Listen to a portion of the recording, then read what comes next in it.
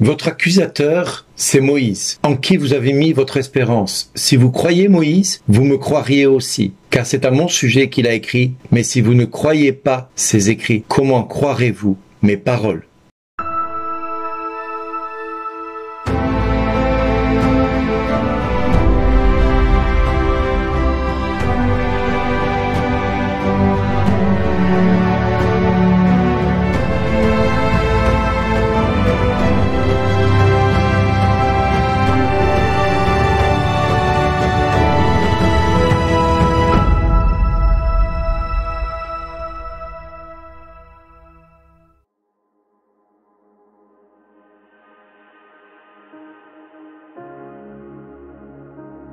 Bonjour les amis, pourquoi Seigneur ta colère s'enflammerait-elle contre ton peuple que tu as fait sortir du pays d'Égypte par ta grande force et par ta main puissante? Pourquoi donner aux Égyptiens l'occasion de dire c'est par méchanceté qu'il les a fait sortir? Il voulait les tuer dans les montagnes et les exterminer à la surface de la terre. C'est ce que beaucoup de personnes aujourd'hui encore peuvent nous dire. Où est-il votre Dieu? Où est-il ton Dieu? Quand nous voyons ce que nous voyons aujourd'hui dans les médias, dans ce que nous entendons dans les médias, quand nous entendons et voyons ce que le monde est capable de faire en Ukraine, en Russie, au Liban, en Israël, à Gaza, au Yémen, en Afrique centrale, à la République démocratique du Congo, au Rwanda, que ne voit-on aujourd'hui dans le monde qui nous donne de l'espoir et de l'espérance? Nous voyons aujourd'hui la Turquie qui va mal. Nous voyons également tout ce qui se passe en Corée du Sud. Nous voyons également tout ce qui se passe dans beaucoup de pays qui sont en guerre avec des autorités.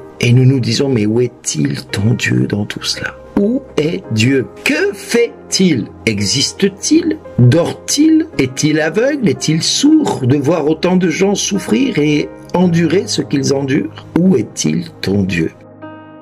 Peut-être que Dieu n'est pas là, justement. Peut-être que Dieu n'est justement pas dans tout ce que je viens d'énumérer. Peut-être que Dieu, justement, s'abstient d'intervenir pour ne pas justement être tenu pour responsable de la folie des hommes. Parce qu'il s'agit bien de la folie des hommes.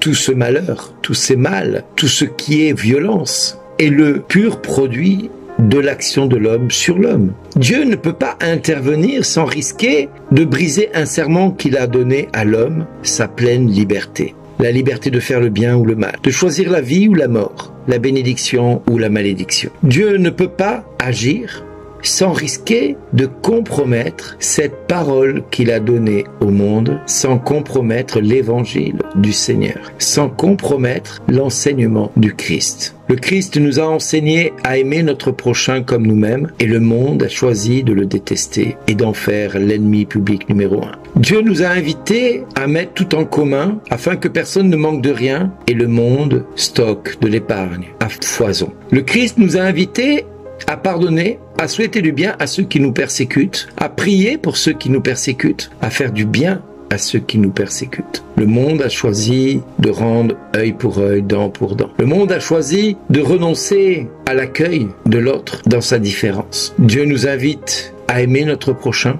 et nous considérons notre prochain comme le sujet et l'objet de toutes nos souffrances, la cause de toutes nos souffrances, de tous nos malheurs. Oui, nous pensons que notre prochain est coupable de tous les maux que je vis. Et pourtant, Dieu nous demande d'aimer et d'aimer et d'aimer encore et toujours. Alors certes, ce n'est pas aisé d'aimer quand on est détesté. Ce n'est pas facile d'aimer quand l'homme ou la femme qui est en face est véritablement un bourreau, voire même une personne perverse et narcissique, orgueilleuse, ambitieuse, égoïste, malsaine, violente. Oui, il n'est pas facile d'aimer quelqu'un qui nous déteste ou qui nous veut du tort. Et pourtant, c'est ce que Dieu nous invite à faire. Alors, oui, le monde pourra dire « Où est-il ton Dieu ?» Mais si il nous voit agir comme le Christ a agi, alors le monde commencera peut-être à se poser la question « Qu'est-ce qui est dans son cœur qui est supérieur à toute cette violence que moi j'ai dans la mienne, dans ma vie, dans mon cœur ?» Qu'est-ce qui aujourd'hui fait que cet homme ou cette femme qui aime son prochain plus que lui-même, qui aime son adversaire, qui aime ceux qui l'agressent, ceux qui le détruisent à longueur de temps, et font le choix de l'aimer, qu'est-ce qui bout en lui pour que cette personne soit capable de faire cela. Parce que moi, humainement, je ne peux ni aimer mon prochain, ni aimer celui qui m'agresse, ni aimer ceux qui se détournent de Dieu et qui, en se détournant de Dieu, veulent me détruire. Parce que je suis l'objet de toutes ces oppositions et de toutes ces colères.